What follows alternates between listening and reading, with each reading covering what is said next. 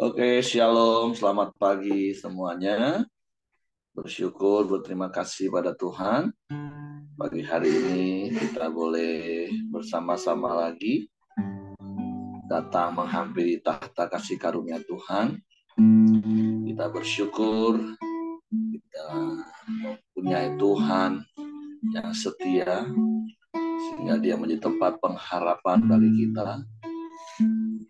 Dia menjadi tempat perlindungan bagi kita.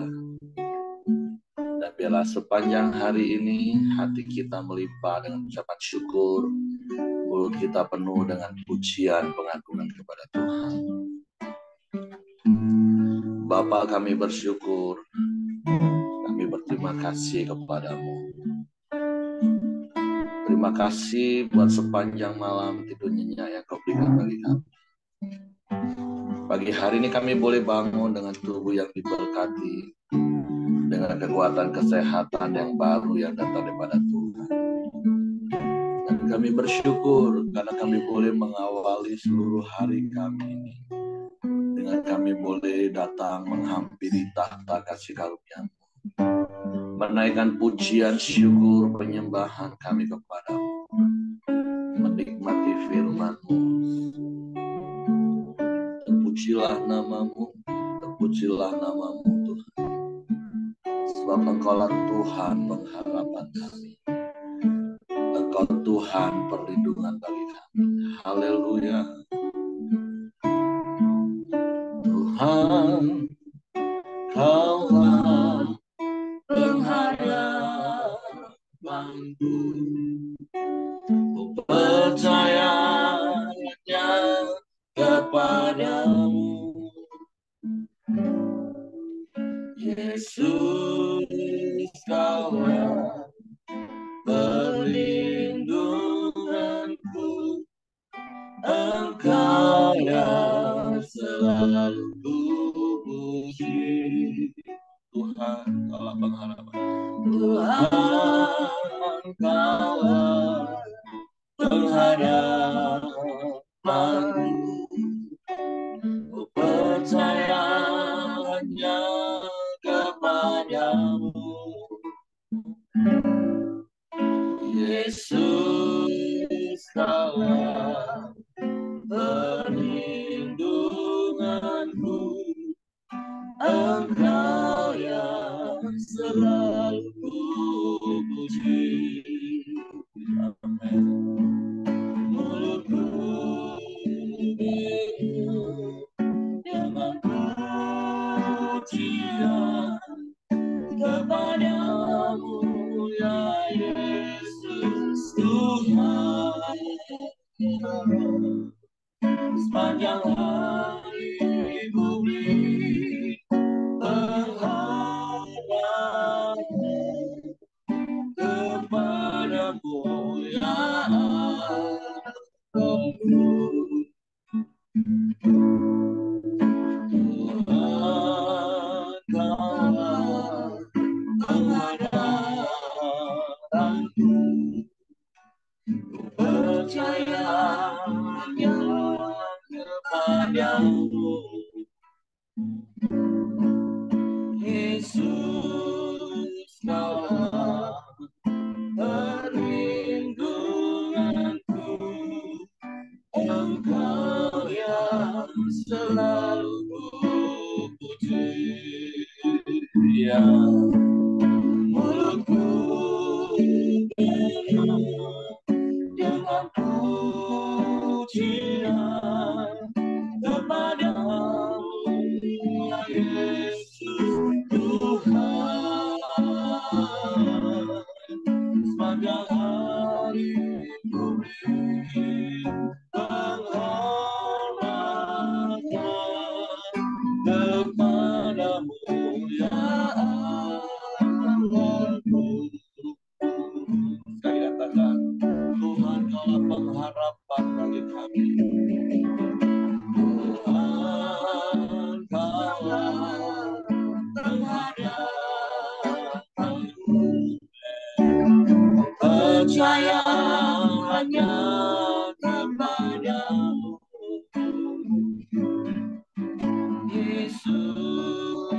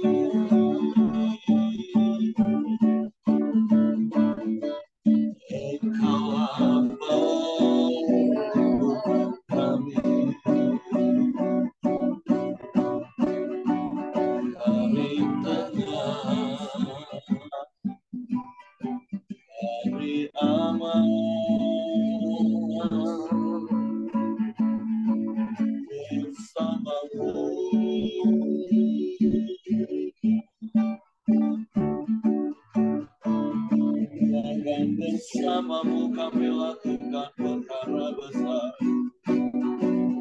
Bersamamu kami hadapi semua. Engkau ajar, Engkau dahsyat. Tiada yang seperti-Mu. Tiada yang lain,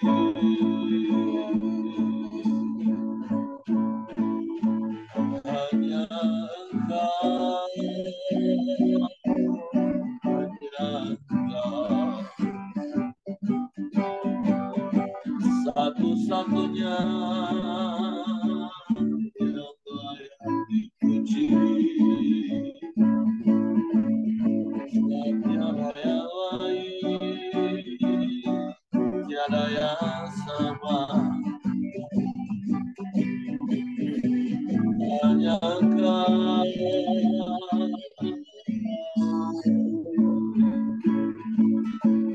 hanya Engkau.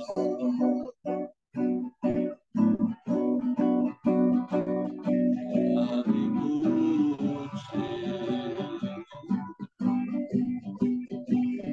kami sembah, kami muliakan.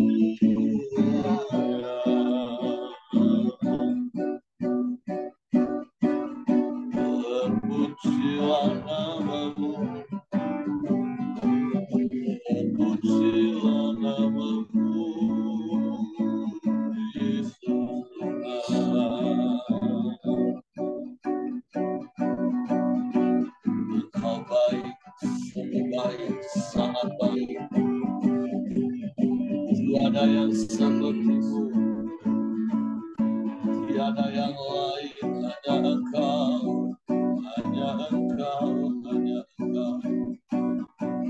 Kami sembah, kami sembah, kami sembah.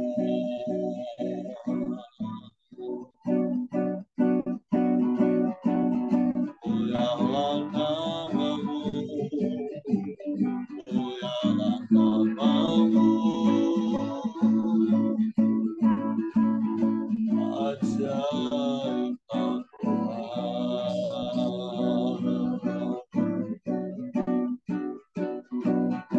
ajaib Tuhan. Terpujilah namamu Tuhan, dimuliakanlah Kau, Allah yang ajaib, Allah yang dahsyat, Allah yang hebat, Allah yang luar biasa. Kami sembah, kami sembah, kami sembah.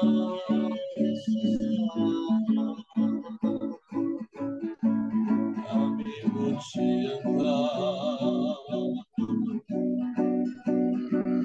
kami tinggikan namamu, Yesus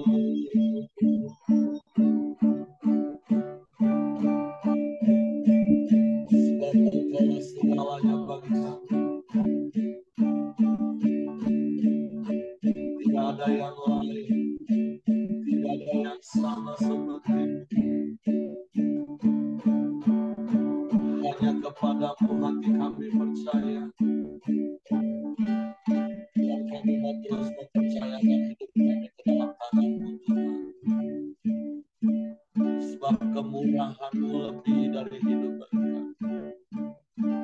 Sebab itu tak habis-habisnya hati kami melimpah dengan syukur.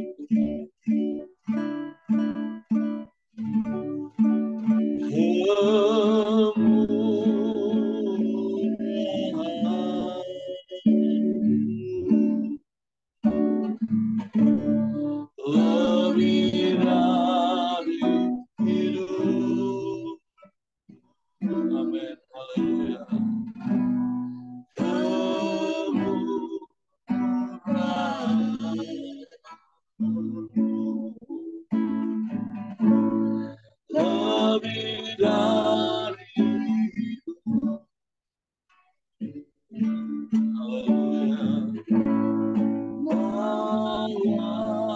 Amin.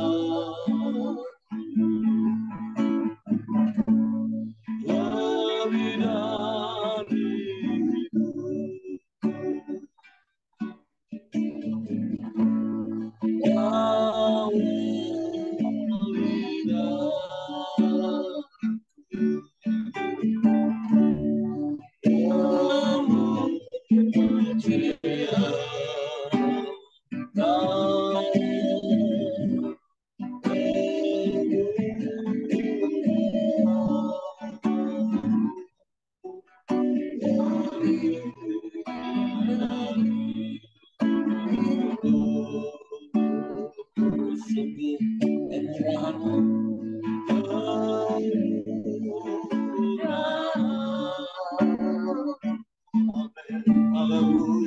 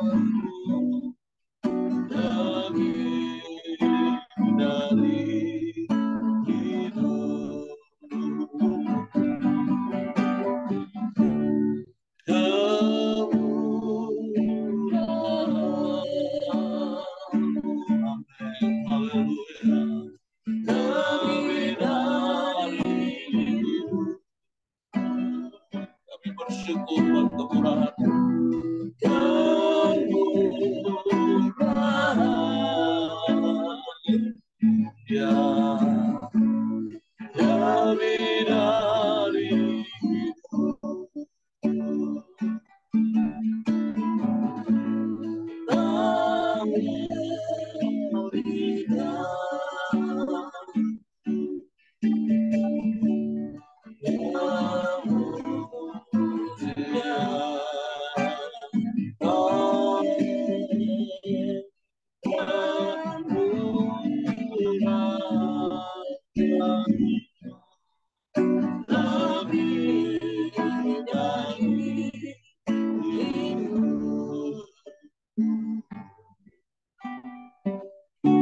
Sungguh kemurahan-Mu yang kami nikmati lebih dari hidup. Sebab itu hati kami kami senantiasa bersyukur kepadamu. Dan mulut kami memuji-muji Engkau. Bahkan hidup kami memuliakan nama-Mu. Sebab kalau kami boleh ada pagi hari ini, semua karena kemurahan-Mu. Dan biarlah kami terus hidup di dalam kemurahan-Mu di sepanjang hari-hari kami.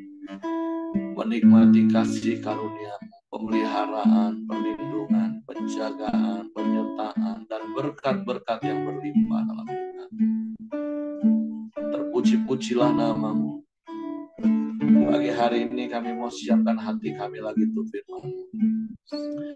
Roh Kudus, tolong kami untuk mengerti, untuk kami memahami firman-Mu, sehingga kami percaya firman-Mu dan kami melakukannya dalam hidup kami. Kami sambut firman-Mu dalam nama Yesus Tuhan. Haleluya, haleluya, haleluya. Amin. Oke, silakan istriku. Oke, shalom Bapak Ibu, selamat pagi. Kembali kita akan lanjut ya. Hari ini di pasal yang ke-37. Mari kita baca dulu sama-sama. Keluaran pasal 37. Membuat tabut perjanjian. Bezalel membuat tabut itu dari kayu penaga, 2,5 hasta panjangnya dan 1,5 hasta lebarnya dan 1,5 hasta tingginya. Disalutnya lah itu dengan emas murni dari dalam dan dari luar, dan dibuatnya lah bingkai emas sekelilingnya. Dituangnya lah 4 gelang emas untuk tabut itu pada keempat penjurunya, yaitu 2 gelang pada rusuknya yang satu dan 2 gelang pada rusuknya yang kedua. Dibuatnya lah kayu pengusung dari kayu penaga, dan disalutnya lah itu dengan emas.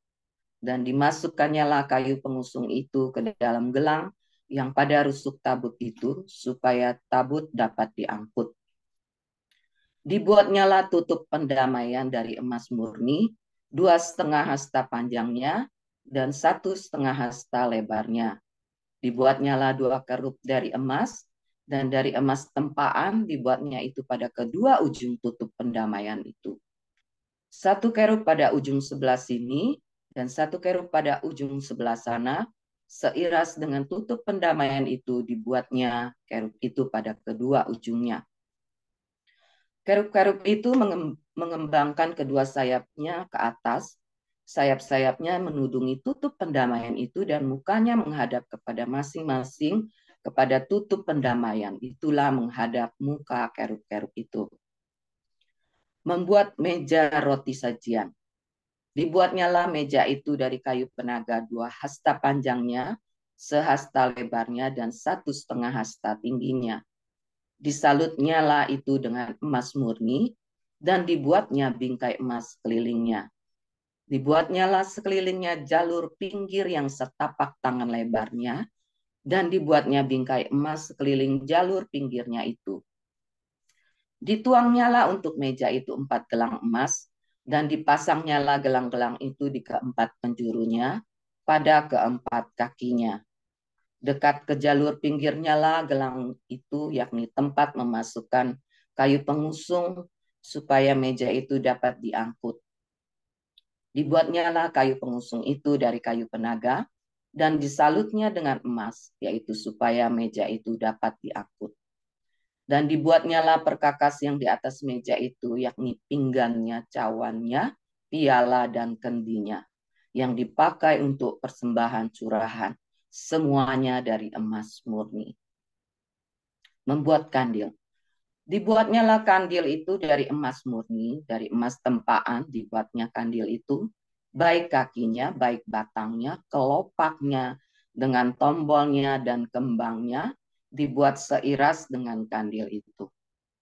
Ada 6 cabang timbul dari sisinya, 3 cabang kandil itu dari sisi yang satu, dan 3 cabang dari sisi yang lain. 3 kelopak yang berupa bunga badam pada cabang yang satu dengan tombol dan kembangnya, dan 3 kelopak yang serupa pada cabang yang lain dengan tombol dan kembangnya. Demikian juga dibuat ke-6 cabang yang timbul dari kandil itu. Pada kandil itu sendiri ada 4 kelopak berupa bunga badam dengan tombolnya dan kembangnya. Juga ada 1 tombol di bawah sepasang cabang yang pertama yang timbul dari kandil itu, dan 1 tombol di bawah yang kedua, dan 1 tombol di bawah yang ketiga. Demikianlah juga dibuat ke-6 cabang yang timbul dari situ. Tombol dan cabang itu timbul dari kandil itu, dan semuanya itu dibuat dari sepotong emas tempaan yang murni. Dibuatnyalah pada kandil itu 7 lampu dengan spitnya dan penadanya dari emas murni. Dari 1 talenta emas murni dibuatnyalah kandil itu dengan segala perkakasnya. Membuat mezbah pembakaran ukupan. Dibuatnyalah mezbah pembakaran ukupan itu dari kayu penaga, sehasta panjangnya dan sehasta lebarnya, 4 persegi tetapi 2 hasta tingginya, tanduk-tanduknya seiras dengan mezbah itu. Disalutnyalah itu dengan emas murni, bidang atasnya dan bidang-bidang sisi sekelilingnya, serta tanduk-tanduknya. Dibuatnyalah bingkai emas sekelilingnya. Dibuatnyalah 2 gelang emas untuk mezbah itu di bawah bingkainya, pada kedua rusuknya, pada kedua bidang sisinya, sebagai tempat memasukkan kayu pengusung, supaya dengan itu mezbah dapat diangkut. Dan dibuatnyalah kayu pengusung itu dari kayu penaga, dan disalutnya dengan emas. Membuat minyak urapan dan ukupan dari wangi-wangian. Dan dibuatnyalah minyak urapan yang kudus itu, dan ukupan murni dari wangi-wangian, seperti buatan seorang tukang campur rempah-rempah. Nah, pada pasal yang ke-37 ini, Bapak Ibu, di Keluaran 37, hari ini adalah berbicara tentang membuat perkakas atau perabotan yang ada di ruangan kudus dan ruangan maha kudus dari kemah sembahyang.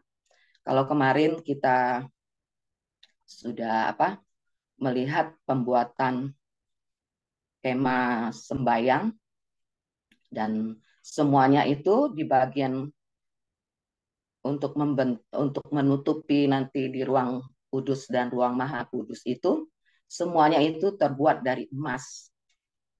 Nah, hari ini juga perkakasnya pun, perabotannya yang ada di dalam ruang kudus dan ruang maha kudus itu semuanya terbuat dari emas. Dan diperkirakan itu sekitar 37 kilo emas. Nah, di hari ini kalau kita tidak melihat, sungguh kita bersyukur bahwa di zaman sekarang kita bisa melihat gambaran ruang kudus dan ruang maha kudus itu dengan jelas ya.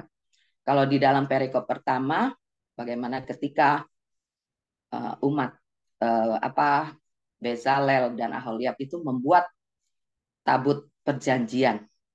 Nah, tabut perjanjian khusus di yang awal ini di ruangan maha kudus. Tabut perjanjian ini ditempatkan di ruangan maha kudus.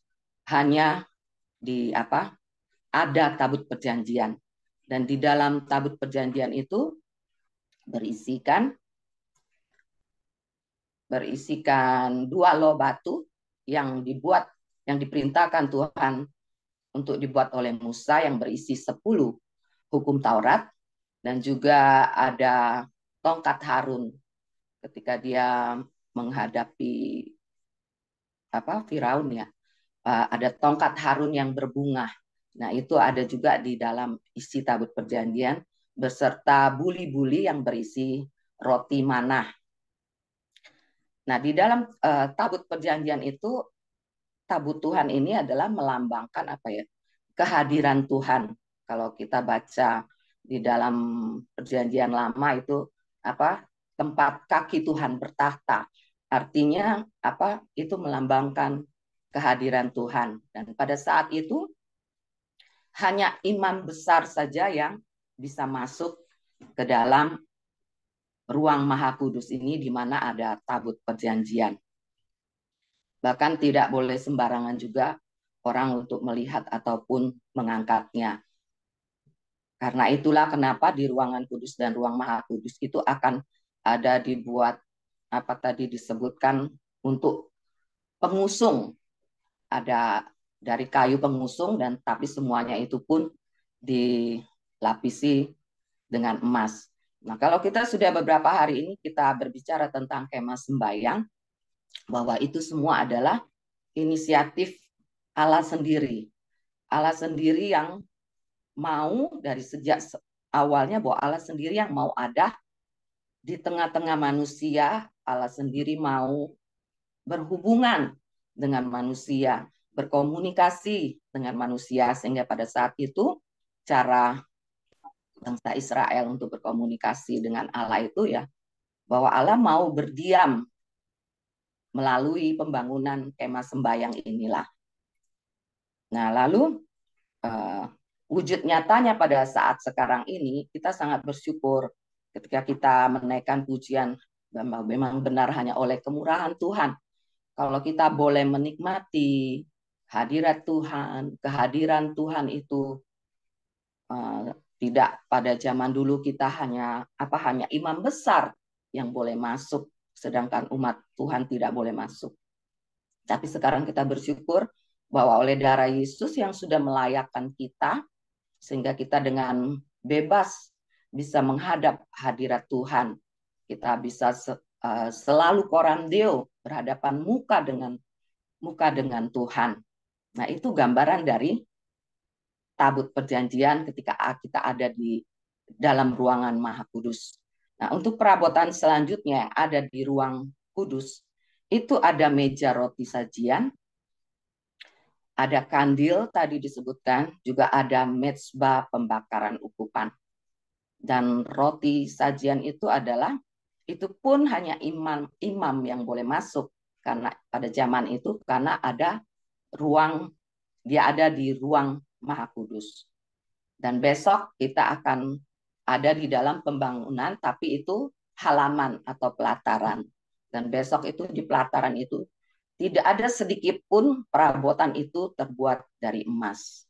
Jadi gambaran dari meja roti sajian itu adalah ketika imam akan dia masuk ke dalam ruang kudus itu, terus akan ada hidangan roti, di situ ada roti 12 roti gitu. Nah, itu gambaran sebagai apa kalau saat sekarang ini adalah bahwa kita itu adalah makanan rohani kita itu adalah firman Tuhan.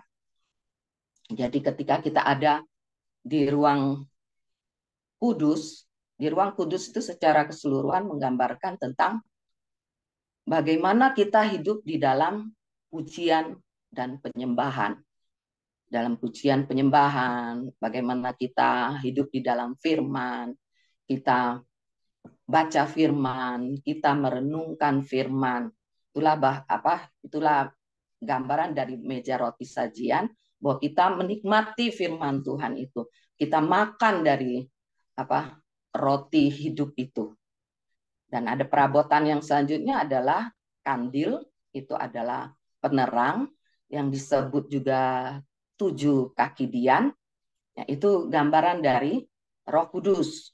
Roh Kuduslah yang akan terus menolong, menuntun kita untuk kita terus bisa hidup di dalam kebenaran, untuk kita terus bisa bergairah di dalam pujian dan penyembahan kita kepada Tuhan, sehingga itu membawa hubungan kita semakin intim, semakin dekat dengan Tuhan. Dan yang ketiga, perabot yang ketiga yang ada di ruang kudus itu adalah mezbah pembakaran ukupan. Nah, di mezbah pembakaran ukupan itu juga menjadi gambaran pujian dan penyembahan kita. Posisinya itu ada di sebelum tirai masuk ke ruang Maha Kudus. Jadi ketika imam mempersembahkan korban di situ, dan itu akan berbau. Korban itu akan menimbulkan bau. Nah, bau itu akan masuk melalui tirai itu ke ruangan Maha Kudus. Nah, disitulah Tuhan akan mencium bau harum atau hal-hal yang berkenan kepada Tuhan. Maka Allah hadir. Dan ini menjadi gambaran bagi setiap kita ketika zaman sekarang, menjadi pertanyaan bagi kita bagaimana hidup kita, bahwa ketika kemah sembahyang ini dibangun dengan sesuai dengan seturut dengan kehendak, rencana, bahkan cara-cara Tuhan, tahapan demi tahapan, proses, bahwa ini adalah hal yang serius, bahwa Tuhan sungguh sangat serius, Dia ingin bersekutu dengan kita, umatnya, kita manusia, orang-orang yang sudah dipanggil Tuhan, yang sudah dilayakkan Tuhan, yang oleh Roh Kudus, sehingga kita boleh percaya kepada Tuhan Yesus. Oleh kuasa darahnya kita boleh terus menerus layak di hadapan Tuhan. Itu adalah suatu anugerah yang luar biasa. Nah, jadi bagaimana perjalanan rohani kita ketika kita ada terus boleh masuk di dalam, kalau pada saat itu adalah ruang kudus. Kita tidak hanya hidup di pelataran, di halaman, tetapi Tuhan mau hidup kita terus masuk, terus ada di dalam hadirat-Nya. Nah, biarlah melalui pujian, penyembahan kita itu menjadi dupa yang harum di hadapan Tuhan. Jadi yang saya dapatkan juga bahwa ketika kita memuji, kita menyembah Tuhan, itu adalah hal yang serius, yang sangat serius. Kita tidak boleh main-main, karena ketika kemah suci ini, kemah sembahyang ini dibuat, itu sungguh sangat serius. Bahkan di ruangan itu semuanya dari emas. Itu melambangkan kemuliaan, hal yang begitu berharga, yang memang harus kita lakukan. Nah, dari pembacaan ini, dari tentang perkakas ini, nah inilah yang saya dapatkan. Biarlah setiap hidup kita boleh menjadi dupa yang harum. Pujian penyembahan kita menjadi dupa yang harum di hadapan Tuhan, menyenangkan hati Tuhan. Itu yang saya dapatkan, Bapak Ibu. Mungkin di antara kita ada hal lain yang kita dapatkan. Tuhan Yesus memberkati. Oke, terima kasih istriku. Nah, jadi berkali-kali saya harus mengingatkan bahwa kemah sembahyang Musa itu adalah gambaran dari spiritual journey kita, gambaran hidup kita. Karena firman Tuhan katakan di surat Rasul Paulus kepada jemaat Korintus, bahwa kitalah bait Allah itu, kitalah kemah sembahyang itu.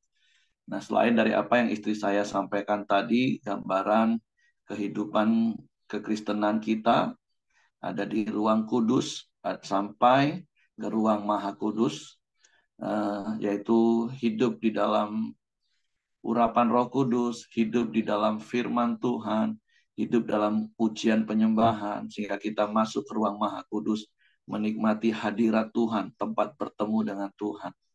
Nah, ada satu kebenaran yang saya dapatkan ketika membaca ayat-ayat ini, adalah seperti apa yang kemarin juga sudah saya sampaikan. Petunjuk Tuhan, firman Tuhan, itu bukan hanya untuk sekedar kita dengar, tetapi firman Tuhan, petunjuk Tuhan, itu harus kita dengar, kita perhatikan, dan kemudian kita lakukan. Kan kita sudah baca berfasal-fasal sejak bagaimana Musa mendapatkan petunjuk dari Tuhan untuk membuat kemah sembahyang. Dan kemudian Tuhan memperlengkapi Aholiab, Bezalel dengan roh Allah, dengan keahlian. Untuk apa? Untuk mereka mengerjakannya. Nah, begitulah juga dengan hidup kita, Bapak Ibu. Kita mendapatkan petunjuk, perintah, yaitu firman Tuhan. Itu bukan hanya sekedar untuk kita dengar, tapi mari perhatikan dan bersyukur karena ada Roh Kudus yang Tuhan berikan kepada kita, diam selamanya dalam hidup kita. Roh Kudus yang akan memampukan kita untuk kita melakukan firman Tuhan. Jadi sekali lagi, kebenaran yang kita mau praktek hari ini, Firman Tuhan itu bukan hanya untuk didengar, bahkan hanya untuk memuaskan telinga kita, seperti yang Paulus juga pernah katakan kepada anak didiknya Timotius, bahwa di hari-hari terakhir akan banyak orang-orang yang mengumpulkan guru-guru hanya untuk memuaskan telinga mereka. Bahkan digambarkan memanggil nenek-nenek tua untuk berdongeng, hanya untuk sekedar menina-bobokan hidup mereka. Tapi firman Tuhan tidak boleh kita perlakukan seperti itu. Firman Tuhan itu harusnya kita dengar, kita renungkan, perhatikan, dan kemudian kita lakukan. Sehingga seperti kemarin saya katakan, ketika kemah sembahyang itu kita bangun, maka itu akan menjadi sesuatu yang menonjol di antara kemah-kemah bangsa Israel yang ada di sekeliling kemah sembahyang. Begitulah hidup kita, harusnya kita bangun dengan serius, dan supaya hidup kita ini menonjol, dalam tanda kutip, orang melihat perbedaan yang nyata. Kalau kemah-kemah bangsa Israel di sekeliling kemah sembahyang hanya terbuat dari kain dan kayu biasa, maksudnya tidak dilapis dengan emas, tetapi kemah sembahyang itu semua dilapis dengan tembaga, perak, bahkan seperti istri saya tadi bilang, di ruang kudus dan ruang maha kudus itu semua dilapis dengan emas. Artinya mari bangun hidup kita sesuai dengan firman Tuhan, taat lakukan firman Tuhan, supaya hidup kita ini menjadi berbeda. Karena berkali-kali saya katakan hidup kita ini kan sudah dikuduskan sehingga kita jadi kudus. Nah, kata kudus itu kan hageos, artinya berbeda. Makanya seperti kemarin saya katakan, ada orang Kristen puluhan tahun jadi orang Kristen, Roh Kudus ada dalam hidupnya, tapi dia nggak mau mengerjakan firman. Firman hanya jadi pengetahuan. Ya hidupnya jadi biasa-biasa saja. Bahkan lebih parahnya ada orang Kristen yang hidupnya lebih parah dari orang dunia. Karena dia nggak mau mengerjakan yang firman Tuhan suruh. Dia hanya sekedar dengar firman, dia hanya memuaskan telinga dan pikirannya untuk pengetahuan, tapi dia nggak taat. Sama seperti bangsa Israel. Kalau Musa hanya dengerin, Aholiab diberi Roh Kudus, keahlian, tapi mereka nggak mengerjakannya, ya nggak akan pernah ada kemah sembahyang yang megah tadi. Nah makanya, mari Bapak Ibu pagi hari ini, seperti yang istri saya juga gambarkan, saya percaya setiap kita yang ada di Korabio pagi ini adalah orang-orang yang bukan hanya lagi Kristen halaman, karena kalau kita merujuk kepada kitab Wahyu pasal 11, kalau kekristenan kita hanya sampai batas halaman itu nggak masuk hitungan Bapak Ibu. Kalau hanya sekedar percaya, bertobat, memberi diri baptis, sudah stop di situ, itu nggak masuk hitungan. Kita harus masuk ke ruang kudus dan sampai ruang maha kudus. Dan sekali lagi saya ingatkan, di dalam kematian Yesus ada kasih karunia yang membuat kita menjadi imamat yang rajani, bisa masuk sampai ke ruang maha kudus. Jadi jangan cuma di halaman, terus bertumbuh. Bahkan nanti kalau ke depan Bapak Ibu baca, sebenarnya beberapa pasal sebelumnya juga sudah diingatkan, roti di meja sajian itu setiap pagi dan petang harus diganti. Minyak di kaki dian itu juga harus selalu diisi. Di mesbah, dupa, ukupan tadi harus selalu ada ukupan yang dibakar. Artinya sesuatu yang harus terus-menerus kita kerjakan Bapak Ibu. Firman Tuhan itu siang dan malam kita renungkan. Hidup dalam pimpinan tuntunan Roh Kudus, hidup dalam pujian penyembahan, karena hidup kita inilah penyembahan kepada Tuhan. Seperti lagu yang sering kita nyanyikan. Ku tahu hidupku adalah penyembahan. Jadi please mari terus serius jalani hidup kekristenan kita, supaya hidup kita berkenan kepada Tuhan, dan tentunya seperti saya katakan tadi, hidup kita menonjol dalam tanda kutip. Hidup kita menjadi berbeda dengan orang-orang sekeliling kita. Dan keputusan itu ada di tangan kita, Bapak Ibu. Oke, itu saja yang saya tambahkan. Mungkin di antara Bapak Ibu ada yang mau menambahkan, silakan.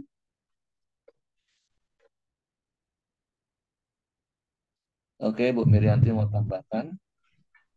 Ya, jadi untuk penyembahan kepada Tuhan, kalau pada masa itu dibuat dari emas, artinya itu sesuatu yang berharga.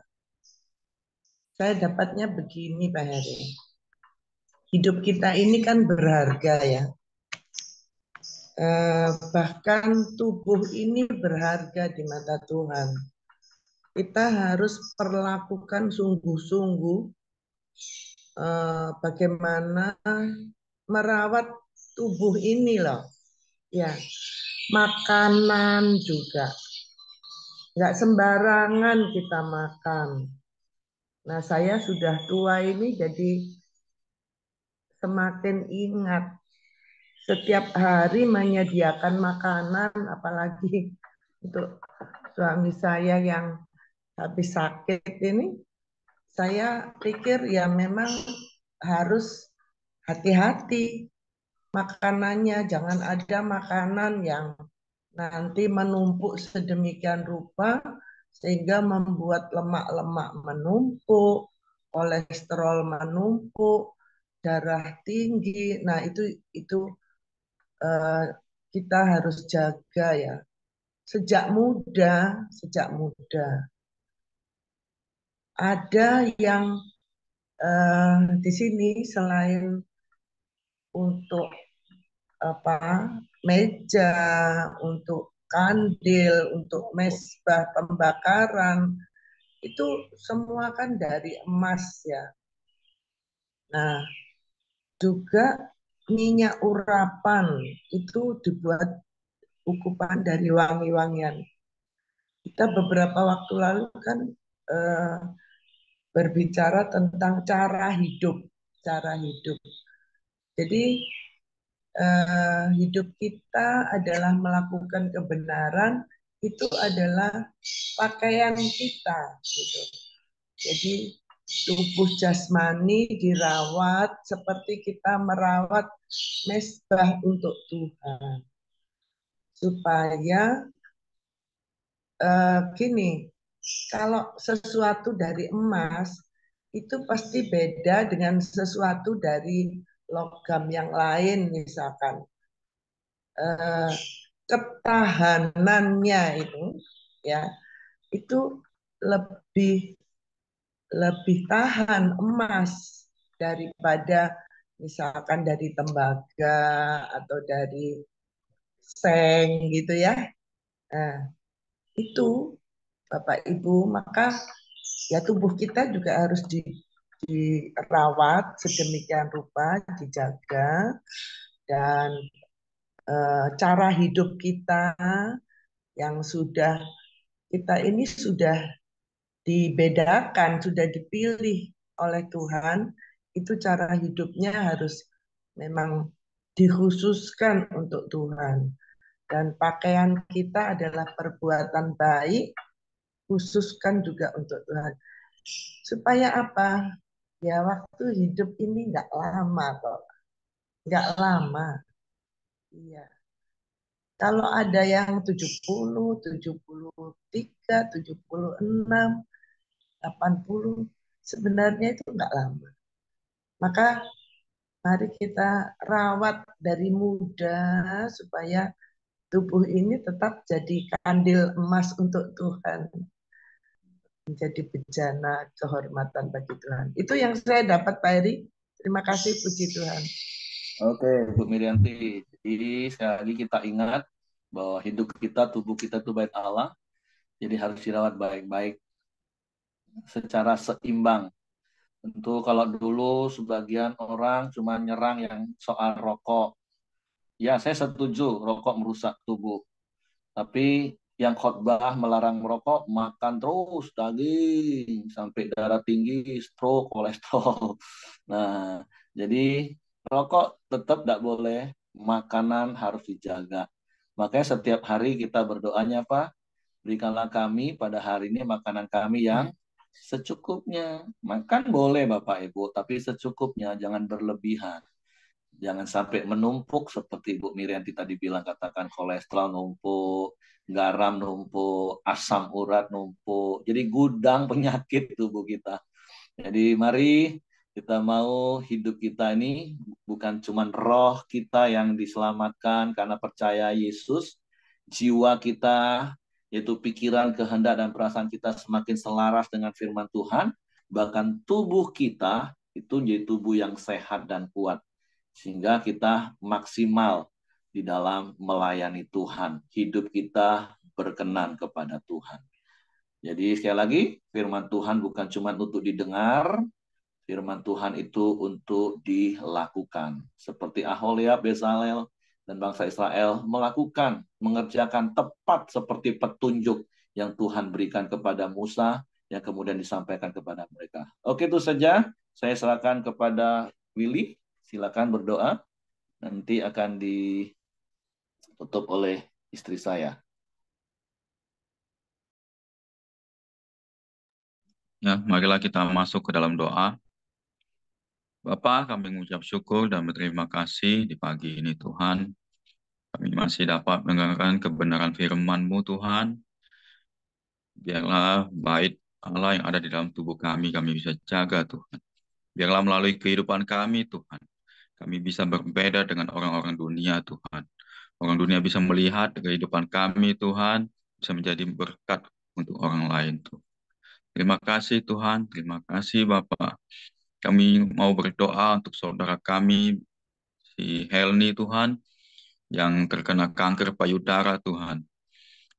Kami percaya Tuhan, dengan bilur-bilur-Mu kesembuhan terjadi Tuhan. Tak ada yang mustahil Tuhan. Kami percaya juga Tuhan, kuasa-Mu dapat menyembuhkan Helni Tuhan. Kami juga berdoa untuk saudara kami, Bapak Chandra Tuhan, yang divonis mendapat penyakit langka Tuhan. Biarlah Tuhan selalu menyertainya Tuhan. Tak ada yang mustahil Tuhan, Engkau sanggup menyembuhkan. Melalui kuasa-Mu Tuhan, Chandra dapat mengenal Engkau Tuhan, dan bisa diselamatkan. Bapak, kami juga berdoa untuk setiap anggota Koram Deo yang hadir maupun tidak hadir pada pagi ini Tuhan. Kau memberkati setiap anggota yang ada di sini Tuhan, berkati setiap kehidupannya, kesehatan, kerjaan, usaha, apapun itu Tuhan. Kami juga berdoa Tuhan untuk Bu Vincent yang telah menyampaikan kebenaran firman-Mu Tuhan. Engkau tambahkan hikmat, tambahkan kapasitas Tuhan untuk melayani Engkau Tuhan. Berkati keluarganya Tuhan, berkati anak-anaknya. Terima kasih Tuhan, terima kasih. Kami juga berdoa untuk bangsa dan negara ini Tuhan. Biarlah Engkau senantiasa menyertai bangsa ini, menyertai juga para pemimpinnya Tuhan, dari presiden hingga jajaran terbawahnya Tuhan. Engkau kasih hikmat, takut akan Engkau. Biarlah setiap keputusan mereka berasal daripada-Mu Tuhan. Terima kasih Tuhan, berkati sukacita, damai sejahtera ada di bangsa ini Tuhan. Bila kita masuk ke dalam doa Bapa kami yang ada di surga, dikuduskanlah nama-Mu, datanglah kerajaan-Mu, jadilah kehendak-Mu di bumi seperti di surga. Berikanlah kami pada hari ini makanan kami yang secukupnya, dan ampunilah kami akan kesalahan kami, seperti kami juga mengampuni orang yang bersalah kepada kami. Dan janganlah membawa kami ke dalam pencobaan, tapi lepaskanlah kami daripada yang jahat. Karena Engkau yang punya kerajaan dan kuasa dan kemuliaan sampai selama-lamanya.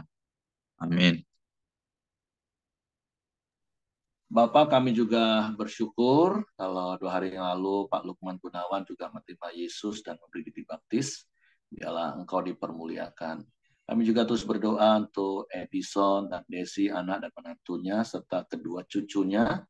Juga untuk Diki yang hari kemarin dan 2 hari yang lalu mendengar Injil.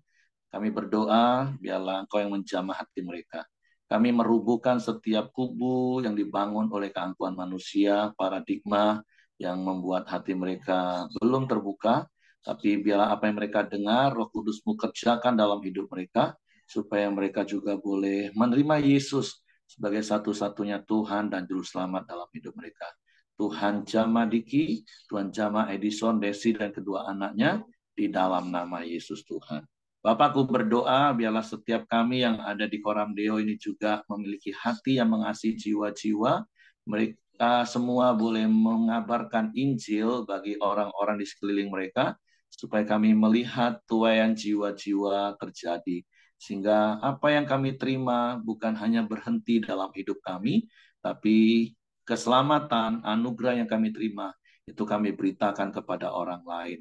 Dan jiwa-jiwa dimenangkan. Terpujilah nama-Mu, Kami menyerahkan hidup kami sepanjang hari ini ke dalam tangan kasih kuasa-Mu. Tutup bungkus kami dengan kuasa darah Yesus, malaikat-malaikat tempat tinggal kami, menyertai keluar masuk kami sepanjang hari ini.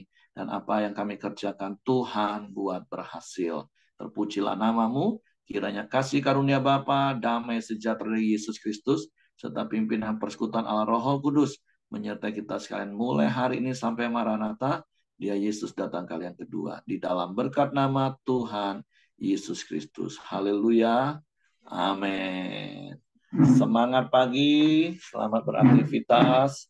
Tuhan memberkati. Terima kasih ya. Izin live ya. Oke, Bu. Memberkati.